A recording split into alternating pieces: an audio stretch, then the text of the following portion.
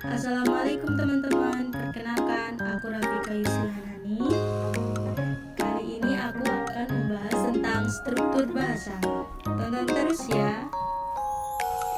Manusia memerlukan bahasa dalam berkomunikasi. Dengan demikian, bahasa memiliki fungsi yakni sebagai media dalam penyampaian informasi. Apa sih bahasa itu? Bahasa adalah alat untuk menyampaikan suatu hal yang terlintas di dalam hati. Akan tetapi, lebih jauh bahasa adalah alat untuk berinteraksi atau berkomunikasi. Bahasa digunakan sebagai alat untuk menyampaikan gagasan, pikiran, konsep, maupun perasaan.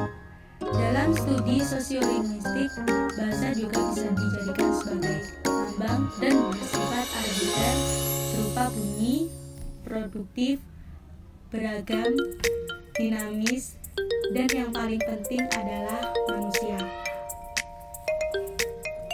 Bahasa juga merupakan sebuah sistem yang berarti bahwa bahasa dibentuk oleh sejumlah komponen yang berpola tetap dan dapat dikaitkan.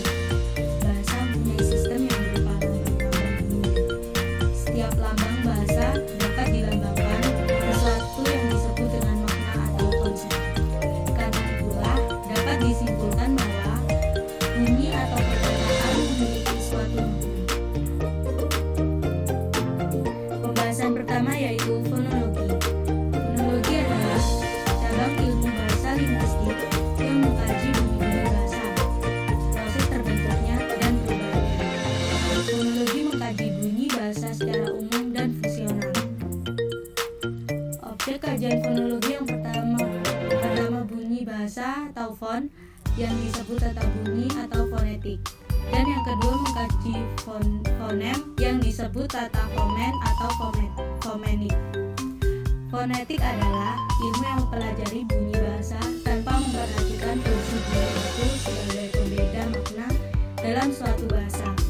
Fonetik dibedakan menjadi tiga, yaitu 1. Fonetik artikulatoris, yaitu mempelajari bagaimana mekanisme alat-alat berbicara yang ada dalam tubuh manusia menghasilkan bunyi bahasa. Kedua, fonetik akustik, yaitu mempelajari bunyi bahasa sebagai peristiwa fisis atau fenomena alam. Ketiga, fonetik auditoris, yaitu mempelajari bagaimana mekanisme telinga menerima bunyi bahasa sebagai getaran udara. Fonemik adalah fonem, yakni bunyi bahasa yang dapat atau berfungsi membedakan makna kata.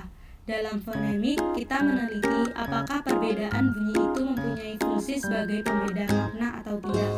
Jika bunyi itu membedakan makna, maka bunyi tersebut disebut fonem, dan jika tidak membedakan makna, maka bukan fonem.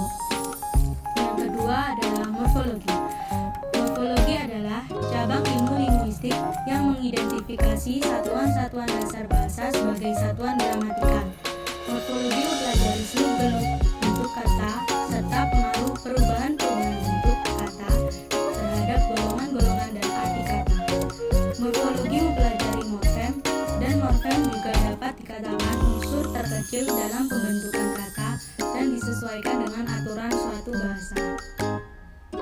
Morfem dibagi menjadi dua jenis, yaitu 1. Morfem terikat, yaitu morfem tidak dapat berdiri sendiri dari segi makna. Makna morfem terikat baru jelas setelah morfem itu dihubungkan dengan morfem lainnya. Semua imbuhan tergolong morfem terikat. Kedua, morfem bebas, kata tunggal yang dapat berdiri sebagai kata yang utuh. Ketiga yaitu sintaksis. Sintaksis adalah cabang ilmu linguistik yang mengkaji seluk-beluk tata bahasa dalam satuan kalimat. Ada juga yang menyebut bahwa sintaksis merupakan cabang dari ilmu bahasa yang membicarakan seluk-beluk wacana, kalimat, klausa, dan frase. Secara umum, struktur sintaksis itu terdiri dari susunan subjek, predikat, objek, dan keterangan. Dalam tataran morfologi, kata merupakan satuan terbesar atau satuan terkecilnya adalah morfem. Tetapi dalam tataran sintaksis, kata merupakan satuan terkecil yang secara hierarkial menjadi komponen pembentuk satuan sintaksis yang lebih besar, yaitu frase. Kata sebagai satuan sintaksis yaitu dalam hubungannya dengan unsur-unsur pembentuk satuan sintaksis yang lebih besar yaitu frasa, klausa, dan kalimat.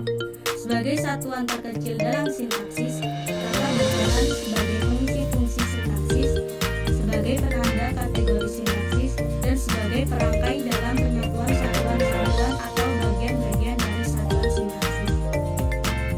Frasa atau frasa adalah sebuah makna linguistik karena frasa merupakan satuan linguistik yang lebih besar dari kata dan lebih kecil dari klausa dan kalimat. Frasa adalah kumpulan kata non-predikatif, artinya frasa tidak memiliki predikat dalam strukturnya. Itu yang membedakan frasa dari klausa dan kalimat.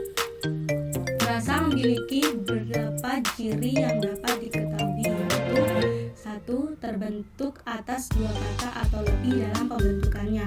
Kedua, menduduki fungsi gramatikal dalam kalimat. Ketiga, mengandung satuan kesatuan makna gramatikal. Keempat, bersifat non-predikatif. Frasa dibagi menjadi dua, yaitu 1. Frasa nominal adalah kelompok kata benda yang dibentuk dengan memperluas sebuah kata benda. Kedua, frasa verbal adalah kelompok kata yang terbentuk dari kata-kata kerja. Klausa adalah satuan sintaksis berupa runtunan kata-kata berkonstruksi predikatif. Artinya, di dalam konstruksi itu ada komponen berupa kata atau frase yang berfungsi sebagai predikat, dan yang lain berfungsi sebagai subjek, sebagai objek, dan sebagai keterangan. Dan kalimat adalah satuan bahasa terkecil yang mengungkapkan pikiran yang utuh baik dengan cara lisan maupun tulisan. Keempat, semantik. Semantik adalah cara linguistik yang mempelajari makna atau arti yang terkandung dalam bahasa, kode, atau jenis lain dari representasi. Dengan kata lain, semantik adalah studi tentang makna. Kelima, pragmatik. Pragmatik adalah ilmu bahasa yang mempelajari pemakaian bahasa yang dikaitkan dengan konteks pemakaiannya. Makna bahasa tersebut dapat dimengerti bila diketahui konteksnya. Gagasan pragmatik adalah aturan-aturan pemakaian bahasa menggunakan maksud dan makna yang dikaitkan dengan maksud pembicara, konteks, dan keadaan. Pengertian dan pemahaman bahasa mengacu pada fakta bahwa untuk mengerti suatu ujaran bahasa diperlukan juga pengetahuan di luar makna kata dan hubungan tata bahasanya, yakni hubungannya dengan konteks pemakaiannya. Cukup sekian penjelasan dari saya, semoga bermanfaat. Terima kasih dan sampai